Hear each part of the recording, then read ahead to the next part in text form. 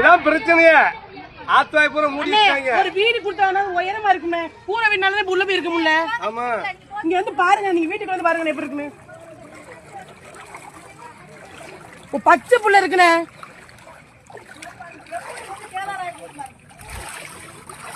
மூணு வயசு பையன் ஒரு பையன் இருக்கா.